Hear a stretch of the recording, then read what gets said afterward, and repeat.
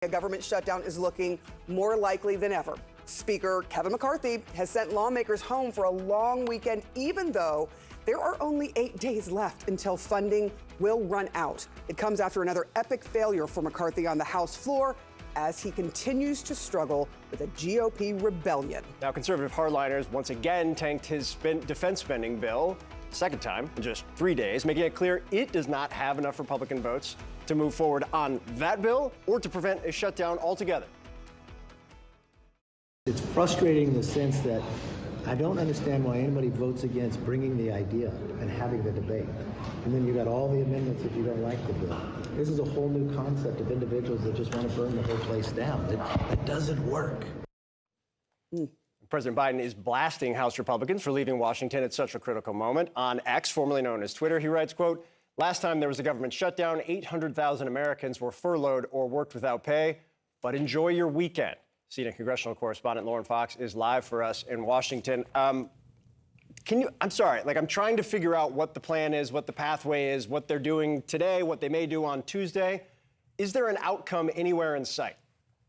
Well, welcome to the club, Phil. It's what we've all been trying to figure out for the last couple of weeks since lawmakers returned from their August recess. Right now, the plan is, and wait for it, they are going to try to pass 11 individual spending bills in just 8 days before a government shutdown. All bills, we should mention, that would be dead on arrival in the United States Senate. But they have abandoned that plan for a short-term stopgap measure because there were so many conservatives who were opposed to it and made clear to the speaker that they would never get to yes on a short-term spending bill known as a continuing resolution. So what they are doing now is trying to pass these individual appropriations bills. But we should point out, one of those bills failed on the floor for the second time yesterday. A procedural step went up in flames because there were conservatives who voted down advancing the measure. So right now, Kevin McCarthy has a problem because he has a right flank that doesn't seem to be willing to vote for anything.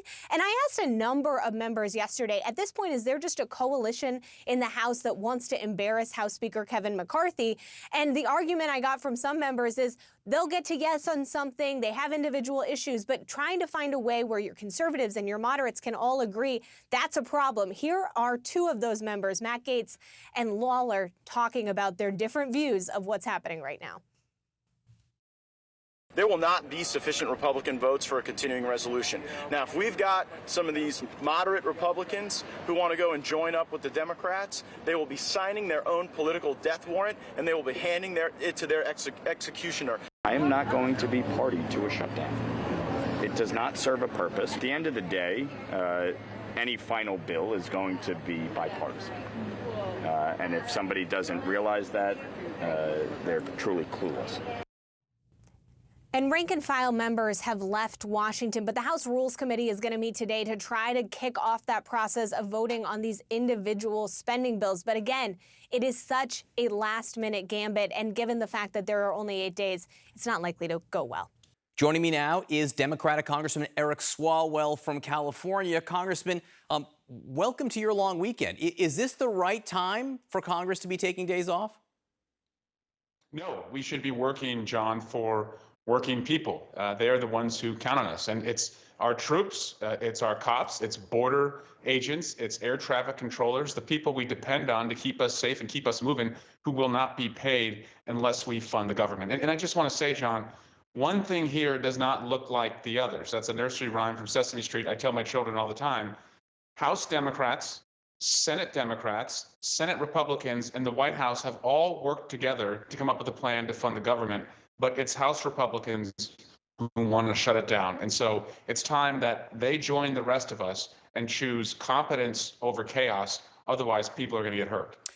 Burn the whole place down. That is what House Speaker Kevin McCarthy is accusing a handful of Republicans, 5, 6, or 7, depending on how you count it. He's accusing these 5, 6, or 7 of gumming up the whole thing. How much sympathy do you have for McCarthy's predicament?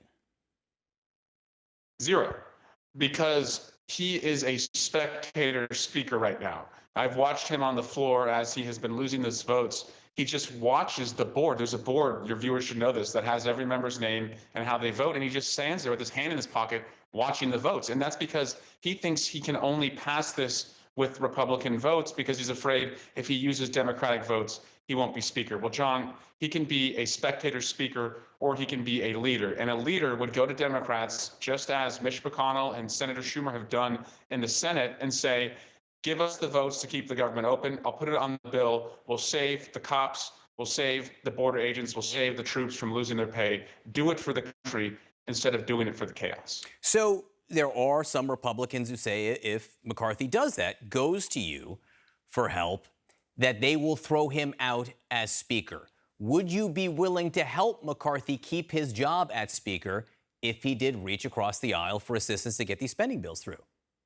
Well, John, this isn't about one person's job, right? This is millions of people who won't get paid in their own job. And by the way, I would like to think that Kevin McCarthy could get another job if he wasn't Speaker, but I serve with a lot of people who think this is the only job that they could get, and so they do a lot of things because they're afraid of losing their job. So again, why don't he show the same honor that Mitt Romney has shown throughout the years and choosing what's right over his job? And I promise you, once he figures that out, he'll see that the Democrats will work with him as we did the Pay America's Bills and lift the debt ceiling. We'll do that on the shutdown. We'll do that to fund Ukraine. And they don't even have a plan B. And the second he realizes that these chaos agents don't have a plan B and they don't even want a plan B, he'll be a stronger speaker and the country will be better off. Joining us now is Republican Congressman from Montana, Ryan Zinke. He's a member of that Appropriations Committee. He's been at the center of this process, and that's kind of where I want to start, because as an appropriator, you understand, A, the work that goes into spending bills, and B, I think the time it takes to reconcile them with the other side, to get them to the White House when it's controlled by the opposite party. My sense is the plan now is to pass 11 spending bills. You have 8 days. I'm not sure how this doesn't lead to a shutdown. Am I wrong? Well, and you look at where we're at.